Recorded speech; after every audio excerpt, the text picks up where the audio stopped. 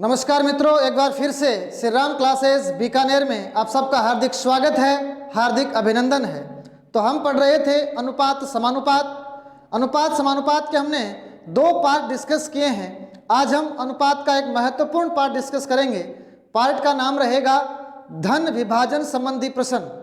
मतलब कोई भी धनराशि होती है उसको अलग अलग भागों में अनुपातों में कैसे बांटा जाता है, इस तरीके के प्रश्न आज हम इस पार्ट में सीखेंगे। तो सबसे पहले हम एक मोटिवेशनल शायरी के साथ आज के सेशन का आगाज करेंगे। मित्रों, मुझे याद आता है कि जो इंसान मेहनत करता है उसको उसकी सफलता का फल जरूर मिलता है। किसी ने कहा है कि पानी पे लिखी इबादतें कब तक मददगार होती है, पानी पे लिखी इबादतें कब तक मददगार होती है, इरादों से ही बाधाएं पार होती है, भूल भलैयों में मत रहना रे राही, क्योंकि पतझड़ के बाद बसंत बहार होती है, पतझड़ के बाद बसंत बहार होती है। जो लोग पर्दे के पीछे कठोर मेहनत कर रहे हैं उसका परिणाम बहुत जल्द उन्हें मिलने वाला है। किसी कवि ने लिखा है कि जिस दिन से चले हैं मंजिल पे नजर है, जब तक आपको सफलता नहीं मिलती है तब तक आपको कठोर मेहनत करनी है। ये लाइनें याद रखना कि जिस दिन से चले हैं मंजिल पे नजर है, इन आंखों ने कभी मील का पत्थर नहीं देखा। जिस दिन से चले हैं मंजिल पे नजर है, इन आंखों ने कभी मील का पत्थर नहीं देखा। ये फूल मुझे कोई विरासत में नहीं मिले हैं, तुमने मेरा कांटों भरा बिस्तर नहीं देखा, तुमने मेरा कांटों भरा बिस्तर नहीं देखा। तो लीजिए, आप मोटिवेट रहें 1 घंटे तक, इसलिए मैंने शायरी आपको सुनाई है। आज हम सेशन का शुरुआत करें तो आज हम पढ़ेंगे धन विभाजन संबंधी प्रश्न। बहुत ही महत्वपूर्ण टाइप है, इसको हम समझने का प्रयास करते हैं। तो चलिए, आज का क्वेश्चन नंबर 1 आपकी स्क्रीन पे देखो। सवाल क्या है? ए, बी, सी तथा डी के धन का अनुपात 4:7:5:8 है। 14,400 रुपए के कुल धन में से प्रत्येक का धन ज्ञात करो। देखो, ऐसे सवालों को कैसे डील करते हैं। बहुत ही छोटे प्रश्न से मैंने सवाल को लिया है। जब भी आपको धन को बांटना है तो कैसे बांटते हैं? सबसे पहले अनुपात देखो किस किस का दिया हुआ है। ए का धन, बी का धन, सी का धन, डी का धन, यह आपको सवाल में दिया जाएगा। अनुपात आसान भी हो सकते हैं, टफ भी हो सकते हैं। यह आसान अनुपात है, सीधे बने बनाए हैं। 4:7:5:8, ये जानकारी आपको प्रश्न में दी जाएगी। अब देखो आपको क्या दिया हुआ है, 14,400 रुपए कुल धन में से। तो अनुपातों का योग कर लो आप। कुल धन कितना हो गया? ए का धन 4 है, बी का 7 है, सी का 5 है, डी का 8 है। तो जोड़ लो, 7 और 4 11 और 5 16, 16 और 8 कितना हो गया? 24। इसका मतलब कुल धन कितना है? 24 है। तो 24 कुल धन है। देखो सवाल लोग कैसे करते हैं, कुल धन 24 है तो ये रहा 24। सवाल में कितना दिया हुआ है? 14,400। तो 24 बराबर कितना आ गया? 14,400 आ गया। 24 बराबर 14,400 आ गया। सबसे पहले हम एक इकाई का मान निकालेंगे। 24 बराबर 14,400 है तो एक इकाई का मान 24 का भाग लगाओ, कितना आएगा? 24 6 144। एक यूनिट का मान कितना आ गया है? 600। और फिर आगे सवाल सोल्व होता रहेगा। देखो, एक यूनिट का मान 600 है तो ए का धन कितना होगा? 600 गुणा 4 2400। बी का धन कितना होगा? 600 गुणा 7 4200। सी का धन कितना होगा? 600 गुणा 5 3000। डी का धन कितना होगा? 600 गुणा 8 कितना हो जाएगा? 4800 हो जाएगा। तो कैसे करेंगे? सबसे पहले ए का धन बताओ, एक की वैल्यू कितनी आएगी? एक इकाई का मान 600 है, ए का धन 4 इकाई है तो 4 गुणा 600 कितने रुपए आ जाएगा बताओ? 2400 रुपए आ जाएगा। बी का धन कैसे निकालोगे बताओ? एक इकाई का मान 600 है और बी का मान तो 7 है तो 7 गुणा 600 कितने रुपए आ जाएंगे बताओ? बी का धन 4200 रुपए। सी का धन बताओ? एक इकाई का मान 600 है और सी का तो 5 है, तो 5 गुणा 600 कितना आ जाएगा बताओ? 3000 आ जाएगा। डी का धन बताओ। एक इकाई का मान 600 है तो 8 से गुणा हो जाएगा, तो 8 गुणा 600 कितना आ जाएगा बताओ? 4800 रुपये आ जाएगा। तो बात समझ में आई? धन को जब भी आपको बांटना है तो सबसे पहले हम एक यूनिट की वैल्यू निकालते हैं, और एक यूनिट की वैल्यू जब हमारे पास आ जाती है तो हम उसको मल्टीप्लाई करते जाते हैं। जैसे ए की वैल्यू निकाली, 4 से गुणा कर दिया, बी की वैल्यू निकाली, 7 से गुणा कर दिया, सी की वैल्यू निकाली, 5 से गुणा कर दिया, डी की वैल्यू निकाली, 8 से गुणा कर दिया। अब हम सवाल को थोड़ा सा आगे बढ़ाते हैं। ये आज का क्वेश्चन नंबर 1। आगे बढ़ते हैं क्वेश्चन नंबर 2। देखो ये सवाल परसेंटेज की लैंग्वेज में है। सवाल को ध्यान से पढ़ें कि ए को बी से 25% कम धन मिलता है।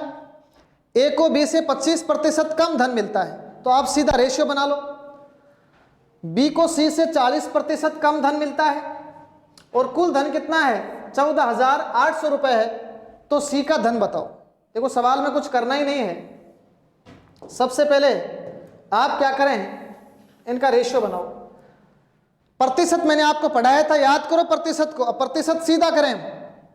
इधर देखो 25% कम है, तो ए और बी के धन का रेशियो देखो कितना है।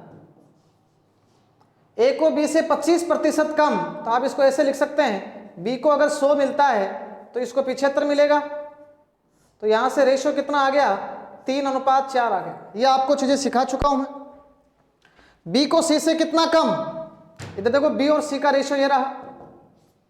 सी अगर 100 है तो ये 75 है, तो ये भी कितना आ गया? 3:4। जब भी सवाल आता है तो सबसे पहले आप 2-2 अनुपात ज्ञात करेंगे। ए अनुपात बी आ गया 3:4 और बी अनुपात सी कितना आ गया? 3:4। अब हम क्या करेंगे? अब हम अनुपातों को मर्ज कर सकते हैं। ये मैंने आपको सिखाया था, याद करो। अनुपातों पहली टाइप पढ़ी थी हमने, अनुपातों कैसे मर्ज करते हैं। देखो ए बी कितना दे रखा है? 3-4 और बी सी कितना दे रखा है? 3-4। फिर मैंने आपको समझाया था, जो जगह खाली है उसको दाएं बाएं से भर दो। ये जगह खाली है तो यहाँ आएगा 4 और ये जगह खाली है यहाँ आएगा 3। अब क्या करोगे? ए का धन कितना आ गया? 9, बी का 12 आ गया और सी का 16 आ गया। बताओ कुल कितना आ गया? देखो 9, 12 और 16 कितना होता है? 12 और 9 21, 21 और 16 कितना आ गया? 37 आ गया। अब तो प्रश्न सोल्व हो गया। आपको क्या दिया हुआ है? देखो इसके मैं 2 तरीके आपको बताता हूं। कुल धन 37 है और यहां कुल धन कितना है? 14,800 है। तो सवाल को एक तो इस तरीके से करें, देखो 37 बराबर ये कुल धन 37 है और यहाँ 14,800 है, तो 37 बराबर 14,800, 1 बराबर 37 का भाग लगाओ 400। एक इकाई का मान है 400। क्या पूछा है बताओ? सी का धन पूछा है। तो बताओ सी का धन कितना है? सी का धन तो 16 इकाई है, तो 16 गुणा 400 कितना आ जाएगा बताओ? 16 4 64। तो बताओ सी का धन कितने रुपए आ जाएगा? 6400 रुपये आ जाएगा। बात समझ में आ गई होगी। कुल धन 37 दिया हुआ है, तो 37 बराबर 14,800 है। एक इकाई का मान कितना है? 400। तो बताओ सी का धन कितना आ जाएगा? 6400 आ जाएगा। देखो इसको एक लाइन में कैसे लिखते हैं, देखो एक लाइन में लिखना सिखा देता हूं। देखो आपको वैल्यू किसकी पूछी है? सी की। आपको कुल धन दिया हुआ है कितना? देखो सीधा लिखना सिखाता हूं। कुल धन कितना है? 14,800। तो आप क्या लिखो? ऊपर तो लिखो कुल धन, वो कितना है? 14,800। कुल धन नीचे उसका अनुपात लिख दो 37। गुणा किससे करेंगे? हमें तो सी का धन पूछा है, तो बताओ सी तो कितना है हमारे? 16 है। मतलब एक लाइन में इसको ऐसे लिखते हैं, 14,800 रुपये क्या है? कुल धन है, तो वो तो ऊपर आ गया, नीचे उसका अनुपात और गुणा में जो पूछा गया वो अनुपात। तो एक लाइन में इसको सोल्व करोगे तो कितना आ जाएगा बताओ? 6400 आ जाएगा। तो धीरे धीरे आप डायरेक्ट लिखना भी सीख जाएंगे, लेकिन अभी मैं पूरा प्रोसेस आपको समझा रहा हूं। पहले 1 बराबर निकाला 400 और सी का धन कितना आ गया? 6400 आ गया। तो बात आपके समझ में आ गई होगी। धन को इस तरीके से हम बांटेंगे। तो चलिए एक सवाल हम और लेते हैं, थोड़ा सा सवाल का लेवल बढ़ाते हैं। ये देखो ये फ्रैक्शन में है। याद करो ये सवाल कहाँ से उठाया गया है। 58,000 रुपए को ए, बी और सी में इस प्रकार बांटा जाता है कि 2/3 ए, b/2 और 3/4 सी आपस में बराबर है। याद करो जब आपस में बराबर होते हैं तो कौन सी विधि लगाते हैं, अनुपात उल्टे हो जाते हैं। तो चलो आपस में बराबर है तो अनुपात कैसे निकलेंगे भाई, उल्टे हो जाएंगे। याद करना जब भी आपस में बराबर दे रखा है तो ये उल्टा हो जाएगा। उल्टे का मतलब 2/3 नहीं लिखा जाएगा, 3/2। ये 1/2 है ध्यान रखें, लेकिन उल्टा हो जाएगा 2/1। ये 3/4 नहीं आएगा, 4/3। याद रखें, फिर से मैं समझा देता हूं। जब भी आपस में बराबर बोले, आपस में बराबर है तो हमेशा ये अनुपात होते हैं वो उल्टे हो जाते हैं। 2/3 3/2, 1/2 क्या आएगा 2/1 और 3/4 क्या आएगा 4/3। ये चीजें मैं पहले समझा चुका हूं। अब क्या करेंगे, अब लघुत्तम से गुणा कर देंगे। 2, 1 और 3 का लघुत्तम होता है 6, तो ये भी 6 से गुणा हो गया, ये भी 6 से गुणा हो गया और ये भी 6 से गुणा हो गया। अब देखो काट दो इसको, 6 2 से कट गया 3 बार और 3 तिया 9, 6 दूना 12, 6 3 से कट गया 2 बार, कितना हो गया 8। तो कुल धन कितना हो गया बताओ, 12 और 8 20, 20 और 9 कितना हो गया 29। कुल धन 29 है। सवाल में दिया हुआ कितना है 58,000। अब तो सवाल कर ही सकते हो आप, कुल धन 29, तो 29 बराबर आपको दिया हुआ है 58,000 दिया हुआ है। तो एक इकाई कितना आएगा 2000। एक इकाई का मान है 2000। आपको क्या पूछा गया है, ए का धन, तो ए का धन का अनुपात कितना है 9, तो 9 से गुणा कर दो तो आंसर आ जाएगा ए बराबर, एक इकाई अगर 2000 है तो 9 से गुणा कर दूंगा इसको मैं, तो 9 गुणा 2000 कितना आ जाएगा 18,000 रुपये आ जाएगा। तो बात समझ में आ गई होगी। 1 बराबर 2000 तो 9 बराबर कितना आ गया है 18,000। सीधा भी लिख सकते हैं, सीधा तो अभी लिखना सिखाया था, सीधा कैसे लिखोगे बताओ। जब आपको एक याद करना है तो सीधा लिखना सिखाता हूं। 58,000 आ गया ऊपर, बटे में क्या आएगा, रुपए ऊपर लिखेंगे, बटे में कुल कितना है 29, और पूछा क्या गया था ए कितना है 9, और एक ही लाइन में क्या लिख सकते हैं आप 18,000। तो धीरे धीरे आप सीधा लिखना सीखें। अभी पूरा बता रहा हूं, 29 बराबर 58,000, 1 बराबर 2000, तो ए का धन कितना आ जाएगा 18,000 रुपये आ जाएगा। तो नोट कर सकते हैं आप इसको। ये क्वेश्चन नंबर 3। तो चलिए आगे बढ़ते हैं, क्वेश्चन नंबर 4 देखो। अब थोड़ा सा सवालों का हम लेवल बढ़ाते हैं, सवाल थोड़ा सा लैंग्वेज में रहेगा, आप बस समझने का प्रयास करें। देखो सवाल क्या है, धनराशि कितनी है 9,472 रुपए की धनराशि को 8 आदमियों, 10 औरतों और 12 बच्चों में इस प्रकार बांटा जाता है कि आदमी को औरत से 25% अधिक तथा औरत को बच्चे से 25% अधिक धन मिले। तो एक बच्चे का धन, देखो जब भी यह औरतों, आदमियों और बच्चों वाला प्रश्न आता है, इस सवाल को करने के 2 स्टेप होते हैं। पहला स्टेप होता है आदमी, औरत और बच्चे के धन का अनुपात निकाला जाए।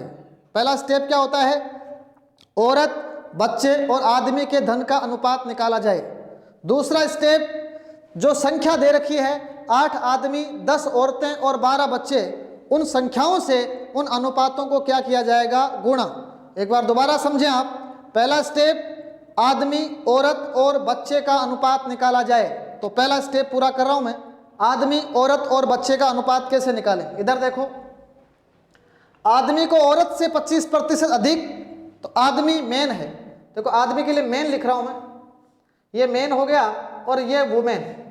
आदमी को औरत से 25 अधिक, इसका मतलब क्या है, औरत को अगर 100 रुपये मिलते हैं तो इसको 125, अनुपात क्या बनेगा, ये 25 5 125, 25 400।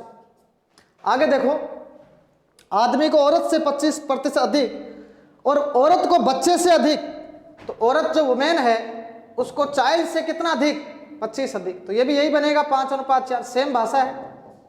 इसका मतलब क्या हुआ, MW 5:4 है और WC कितना है 5:4, या M का मतलब मेन आदमी है, W का मतलब वुमेन औरत है और C का मतलब चाइल्ड बच्चा है। अब देखो सवाल को कैसे करते हैं परीक्षा में।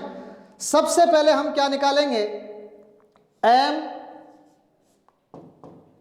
W और C, एक आदमी, एक औरत और एक बच्चे का अनुपात निकालते हैं। कैसे निकलेगा देखो, ये 5:4 हो गया और फिर क्या हो गया 5:4, ये मैं समझा चुका हूं आपको। ये जो अनुपात आता है वो प्रत्येक का आएगा, किसका आएगा, प्रत्येक का। तो ये होता है प्रत्येक, ध्यान से समझना, ये जो अनुपात निकल करके आता है ये प्रत्येक का आता है, प्रत्येक। तो कैसे आएगा, ये जगह खाली है 5 आएगा, ये जगह खाली है 4 आएगा, गुणा कर दो, ये हो गया 25, ये हो गया 20, ये हो गया 16। फिर से मैं बता रहा हूं, ये सवाल थोड़े से बड़े होते हैं, इनको स्टेप बाय स्टेप करें। पहला स्टेप क्या होता है, एक आदमी, एक औरत और एक बच्चे के धन का अनुपात निकाला जाता है। दूसरा स्टेप क्या होता है, 8 आदमी थे, 10 औरतें थी और 12 बच्चे थे, उनको गुणा कर दो। दूसरा स्टेप क्या है, 8 आदमी, 10 औरतें और 12 बच्चे, उनसे गुणा कर दो। तो गुणा करो, 8 आदमी है तो 25 गुणा 8, इधर देखो 10 औरतें हैं तो गुणा 10, और बच्चे कितने हैं 12, तो गुणा 12। और ये गुणा करने के बाद जो अनुपात आएगा वो ध्यान रखना प्यारे बच्चों, वो सभी का अनुपात आता है। किसका अनुपात आता है, सभी का। तो इसमें दो अनुपात होते हैं, एक तो प्रत्येक वाला, एक सभी वाला। तो सभी का अनुपात देखो, 25 गुणा 8 कितना आ गया 200, और 20 गुणा 10 भी कितना आ गया 200, 16 गुणा 12 कितना आ गया 192। तो ये बात समझ में आ गई होगी, ये सभी का है, 200 200 192। तो धन तो सभी में बटेगा, मतलब 9,472 रुपए की धनराशि है वो तो सभी में बटेगी। तो सभी का मतलब क्या हुआ, 200 200 400, ये 592। ध्यान रखना ऐसे प्रश्नों में इनको काटा करो मत, काटोगे तो कई बार वैल्यू आपकी गलत आ सकती है, इसलिए आप आदत डालो कि इनको काटेंगे नहीं। दोबारा समझो, बहुत ही महत्वपूर्ण प्रश्न है। पहला स्टेप प्रत्येक का अनुपात निकालेंगे, दूसरा स्टेप सभी का अनुपात निकालेंगे। सभी का अनुपात कैसे आता है, 8 आदमी, 10 औरतें और 12 बच्चों को आपस में क्या कर देंगे, हम गुणा कर देंगे। तो सभी का आ गया 200, देखो 25 गुणा 8 200, 20 गुणा 10 200, 16 गुणा 12 192, तो 592। अब तो खेल खत्म ही हो गया। कुल धन है 592 और यहाँ कुल धन कितना है 9,472। तो देखो 592 बराबर कितना दिया हुआ है 9,472। अब आप इसको काट सकते हैं, 9,472 है वो 592 से कितनी बार कटेगा भाई, कितनी बार कटेगा, इसको काटो देखें। अब पूछा किसका है बताओ, देखो पूछा किसका है, एक बच्चे का धन। देखो प्रत्येक वाले से गुणा करना है भाई, प्रत्येक कितना है यहाँ ध्यान से देखो 25, प्रत्येक बच्चे का धन कितना है 25 और सभी का कितना है 200। चलो पहले इसको मैं काट देता हूं, पहले इसको हम काटेंगे 4 से काट देता हूं।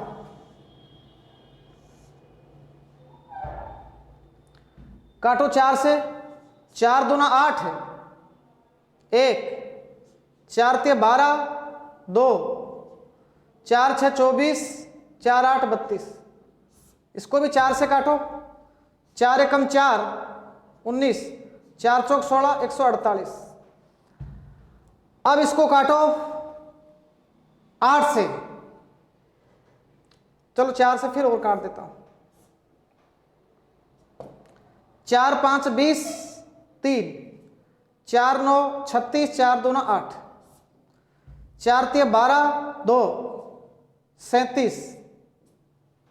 अब 37 से काट दो, देखो 37 से काट रहा हूं, 37 एकम 37, 37 एकम 37 कितना बच गया 37 और 3 40, 9 और 3 12 और 10 22 बच गया। 37 का पाड़ा बोलो देख, 37 दूना 74, 37 111, 37 चौक 148, 37 5 185, 37 6 222। तो कितनी बार कटेगा? 16 बार। देखो आपकी जानकारी के लिए आपको पहाड़े भी आने जरूरी है। तो ये कितनी बार कटेगा? 16 बार कटेगा। तो इसको शॉर्ट में लिख देता हूं, ये जब 1 से आप इसको काटोगे तो ये कितनी बार कटेगा? 16 बार। याद रह जाएगा, 16 बार कटेगा। तो इसको शॉर्ट में लिख देता हूं, अगर आपको दिखाई नहीं दे रहा है। मतलब ये कितनी बार कटेगा रे? काट के मैंने बता दिया है, आप घर पे खुद काटें। 1 बराबर कितना आएगा? 9472 में आप जैसे ही 592 का भाग लगाओगे तो ये कितनी बार कटेगा? 16 बार कटेगा। एक इकाई का मान 16 आ चुका है। एक बच्चे का धन कितना है बताओ? किससे गुणा कर दूंगा मैं? 25 से गुणा कर दूंगा। देखो इसके दो तरीके हैं। एक तो सभी बच्चों का धन कितना है, देखो 200। देखो दो तरीके मैं आपको बताता हूं। सभी का 200 है तो पहले सभी का धन निकालो। सभी का धन कितना आएगा? बच्चों वालों, बच्चे ये रहे, बच्चे कितने? 192। तो 192 गुणा किससे करेंगे? 16। और बच्चों की संख्या कितनी है? देखो बच्चे थे कितने हमारे पास? बच्चे कितने थे? 12। सभी बच्चों का धन कितना आएगा? 192 गुणा 16 और 12 का भाग लगा देंगे तो कितना आया? देखो काटो इसको। 12 एकम 12, 12 6 72, 16 गुणा 16 कितना आ गया? 256।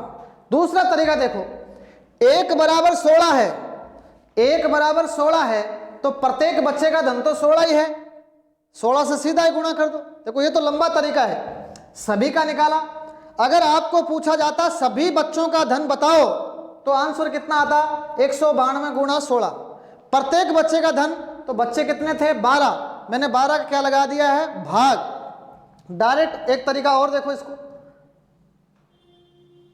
दूसरा तरीका क्या है? सीधा ही 1 बराबर 16 और प्रत्येक बच्चे का धन 16 है तो प्रत्येक बच्चे, थोड़ा सा बड़ा प्रश्न है इसलिए इसको मैंने विस्तार से समझा है। प्रत्येक बच्चे को कितना धन मिलेगा? 1 बराबर 16 तो 16 गुणा 16 कितना होता है रे? 256 रुपए मिलेगा। तो बात समझ में आ गई होगी। ये बड़ा प्रश्न है। इस प्रश्न में 2 स्टेप मैंने आपको समझाए। पहले प्रत्येक का अनुपात निकाला जाता है, फिर जब हम गुणा करते हैं तो सभी का अनुपात आता है। और सभी का जोड़ कितना आया? 592। इनको काटना नहीं है। 592 बराबर ये, 1 बराबर 16 तो 16 बराबर 16 गुणा 16 256। तो ये बात समझ में आ गई होगी। आजकल ऐसे प्रश्न ज्यादा पूछे जाते हैं। तो चलिए, ये अच्छा प्रश्न था। ऐसा एक प्रश्न हम और लेते हैं। तो आज का क्वेश्चन नंबर 5, इधर देखो। ठीक ऐसा ही प्रश्न, ये भी बहुत अच्छा प्रश्न है। 636 रुपए की धनराशि को 8 आदमी, 12 औरतों तथा 15 बच्चों में इस प्रकार बांटा कि 4 आदमियों को 10 बच्चों के बराबर और 2 औरतों को 3 बच्चों के बराबर धन प्राप्त होता है, तो सभी आदमियों को मिलने वाली धनराशि बताओ। तो अभी तो आपको समझाया था, पहला स्टेप प्रत्येक का अनुपात निकालो। तो प्रत्येक का अनुपात निकाल देता हूं। देखो इसमें कौन है? 8 आदमी। पहले बताओ 4 आदमियों को किसके बराबर? 10 बच्चों के बराबर। देखो 4 आदमियों को, तो 4m बराबर कितने बच्चों के बराबर? 10 बच्चों के बराबर धन मिलता है। बच्चों का मान लो b लिख देता हूं। तो यहां आदमी और बच्चों का अनुपात आ जाएगा भाई। देखो यहां m और b का रेशियो सीधा आ गया। बराबर का चिन्ह है तो उल्टे हो जाएंगे। 10 4 कितना अनुपात आ गया? 5:2। ये किसका अनुपात निकाल दिया हमने? आदमी और बच्चे। 1 आदमी 1 बच्चा। आगे बढ़ो। 2 औरतों को 3 बच्चों के बराबर, तो 2 वुमेन किसके बराबर? 3 बच्चों के बराबर धन मिला। तो यहां से निकलेगा b और w का रेशियो। इधर देखो b कितना है, इधर वाला उल्टा होता है भाई। b का मान है 2 और w का मान कितना है? हमारे पास m आदमी और बच्चे का अनुपात 5:2 और बच्चे और औरत का अनुपात 2:3। अब तो सवाल हो गया। सबसे पहले हम क्या निकालेंगे? m b w। ध्यान रखो प्यारे बच्चों, सबसे पहले किसका अनुपात आएगा? पहला स्टेप क्या होता है? पहले हम किसका अनुपात निकालते हैं? प्रत्येक का अनुपात निकालते हैं। तो प्रत्येक का अनुपात तो आ जाएगा। देखो कैसे आएगा? चलो यहाँ से आगे लिख देंगे इसको। प्रत्येक अनुपात 5:2 और यहाँ 2:3। पहला स्टेप क्या है? प्रत्येक का अनुपात, प्रत्येक खाली जगह भरो पहले, ये 2 यहाँ भी आएगा। ध्यान से देखो 2 तो सब में ही है, अरे 2 यहाँ भी है, यहाँ भी है, यहाँ भी है, तो 2 को मैंने काट दिया तो क्या बना? 5:2:3। ये अनुपात किसका है? ये आंसर नहीं है, ये अनुपात तो प्रत्येक आदमी का है। और प्रत्येक से क्या निकाला जा सकता है? सभी। देखो प्रत्येक से सभी कैसे निकलते हैं? पहला स्टेप M, W और बच्चे का रेशियो निकाल लिया। कहां से आया? 4M बराबर 10 भी दिया हुआ है और 2W बराबर 3 भी दिया हुआ है। उल्टे हो गए तो 5:2, ये उल्टे हो गए तो 2:3। और फिर हमें अनुपातों को क्या कर दिया है? संयुक्त कर दिया है। पहली टाइप यही तो थी, संयुक्त अनुपातों का। तो 5:2:3 कितना आ गया? 5:2:3। अब सभी, देखो सभी का अनुपात कैसे निकलता है? गुणा करने से। किसको गुणा करेंगे? M 5, आदमी है कितने? 8 है, तो इसको किससे गुणा करूंगा मैं? 8 से। इधर देखो बच्चे, एक बच्चे का अनुपात 2 है और बच्चे कितने हैं? 15 है, तो ये गुणा 15 से होगा। एक औरत का अनुपात 3 है, औरतें हैं कितनी? 12 है, तो ये हो गया 12। खेल खत्म। तो 8 5 40, 15 गुणा 2 30, 12 गुणा 3 36। ये अनुपात किसका है? ये प्यारे बच्चों सभी का अनुपात है। तो दोनों स्टेप हमने कंप्लीट कर लिए। प्रत्येक का अनुपात तो है 5:2:3 और सभी व्यक्तियों को मिलने वाली धनराशि का अनुपात कितना है? 40:30:36 है। अब तो खेल खत्म हो गया। कुल धन कितना हो गया? 40 और 30 70, 70 और 36 106। ये कुल धनराशि 106। कुल धन यहां तो 106 है, लेकिन सवाल में कितना दिया हुआ है? 636। अब मैं सीधा लिख रहा हूं भाई, अब आप समझदार हो चुके हैं। किसका पूछा है बताओ? सभी आदमियों को मिलने वाला धन। तो सभी आदमी, तो ध्यान रखें सभी आदमी को कितना धन मिलेगा? कैसे लिखोगे बताओ? कुल धन कितना है? 636। इधर देखो कुल धन 636 बटे में 106 और गुणा किससे कर देंगे? गुणा किससे होगा बताओ? सभी आदमियों का अनुपात कितना? आदमी यहां नहीं है, M कितना है? 40, तो गुणा कर दूंगा 40 से। काट दो 106 से, 106 से कटेगा 6 बार और 6 गुणा 40 कितना आएगा? 240 रुपए। सभी आदमियों को कितनी धनराशि मिलेगी? 240 रुपए। तो ये ज्यादातर प्रश्न बड़ी एग्जाम्स में आते हैं। RS में ये प्रश्न पूछा गया था, SSC CGL वगैरह में प्रश्न पूछे जाते हैं। आजकल अच्छे प्रश्न बनते हैं, तो आप इनका ध्यान रखें। पहले हम प्रत्येक का अनुपात निकालेंगे और बाद में किसका अनुपात निकालेंगे? हम सभी का अनुपात निकालेंगे। तो इस बात का विशेष ध्यान रखेंगे। ये आज के सेशन का अच्छा प्रश्न था, 5वां क्वेश्चन था। चलिए हम क्वेश्चन का थोड़ा सा और लेवल बढ़ाते हैं। एक क्वेश्चन में आपको ऐसा ढंग का और करा देता हूं, इसको नोट कर लेना, आप स्क्रीनशॉट ले लेना। अच्छे प्रश्न है। छठा प्रश्न देखो क्या है।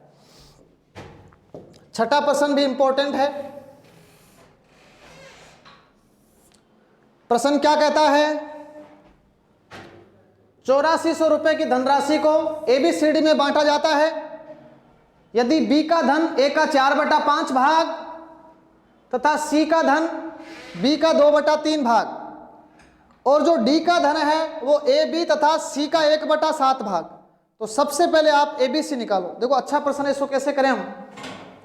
पहले आप यहां से ABC निकालो। देखो B को A का 4/5 भाग, तो आप बता सकते हैं यहां से, मैंने आपको समझाया था जो पहले आता है ना वो अंश होता है। तो यहाँ B तो 4 है, तो फिर A कितना है? 5 है, तो यहां से निकल जाएगा A अनुपात B। बताओ A अनुपात B कितना है? देखो A अनुपात B बताओ कितना है? A तो है 5, B कितना है? 4। याद रखना जो पहले आता है वो ऊपर वाला अंश होता है। तो B 4 है, A 5 है, तो A की जगह 5 आ गया, B की जगह 4 आ गया। आगे बढ़ो, इधर देखो C है वो B का 2/3, तो ध्यान रखें C पहले आया है, तो बताओ सी तो कितना है यहाँ पर 2 और बी कितना है 3, तो यहाँ से लिख सकता हूँ मैं बी अनुपात सी। बताओ बी कितना है, देखो बी 3 है, सी पहले आया था तो सी कितना है 2। इससे मैं क्या बना सकता हूँ, एबीसी बना सकता हूँ। इधर देखो एबीसी, एबीसी कैसे बनाओगे बताओ। एबीसी ये है 5:4, ये कितना है 3:2। एबीसी बनाना आपको सिखाया था, कैसे बनाएंगे हम। जो जगह खाली है वो भर देंगे, ये जगह खाली है 4 से गुणा, ये जगह खाली है 3 से गुणा। तो बताओ ए तो कितना आएगा 15, बी 12 और सी कितना आ गया 8। अब देखो ध्यान से समझो, जो डी का धन है वो ए बी तथा सी का 1/7 है। मतलब ए बी और सी तीनों को जोड़ना है। देखो 12 और 8 20, 20 और 15 कितना आ गया 35 आ गया। 35 आ गया तो डी तो अपने आप ही आ गया। बताओ डी कितना आएगा रे। देखो डी की भाषा क्या है, डी का धन ए बी तथा सी के धन का 1/7।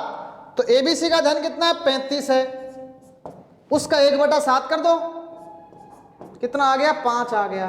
तो हमारे पास ए बी सी डी तो आ गया, खेल खत्म हो गया। अब देखो ए बी सी डी कैसे लिखूं मैं, ए बी सी डी। ए कितना है 15, बी है 12, सी कितना है 8 और डी कितना है 5। तो बताओ कुल धन कितना है फिर 35, तो ये रहा 5 ये रहा। कुल धन कितना है 40 और सवाल में दे रखा है कुल धन कितना है 8400 रुपये है। तो सवाल को कर लो, आपको दिया हुआ है 40 बराबर 8400, 1 बराबर कितना आएगा भाई, 0 से 0 कट गया, 4 दूना 8, 210। एक इकाई का मान आ चुका है 210। दोबारा देखो, पहले एबीसी निकाला हमने, कितना आया 15 12 8। जो डी का धन है वो बी ए बी सी के योग का 1/7 है, तो योग कर दिया, कितना आया 35। 35 का 1/7 कितना आता है 5। फिर हमने लिख लिया A B C D, 15 12 8 5, total कितना आ गया 40। टोटल तो दिया हुआ ही है ना, 40 बराबर 8400। तो 40 बराबर 8400, 1 बराबर 210। एक इकाई का मान 210 है, हमें तो किसका धन पूछा है, डी का पूछा है। तो बताओ डी का मतलब क्या है यहाँ पर, डी का मतलब यहाँ दादा भाई नौरोजी नहीं है, यहाँ डी का मतलब है डी का धन पूछा गया है। तो डी का धन तो 5 है, तो 210 गुणा 5, 21 5 105, कितना आ जाएगा 1000, कितना आ जाएगा 50 आ जाएगा। तो बात समझ में आ रही होगी। ये बहुत ही अच्छा प्रश्न है, इस प्रश्न का आप थोड़ा सा विशेष ध्यान रखेंगे। इसका स्क्रीनशॉट लीजिए आप। इतने में थोड़ा मैं पानी पी लेता हूं।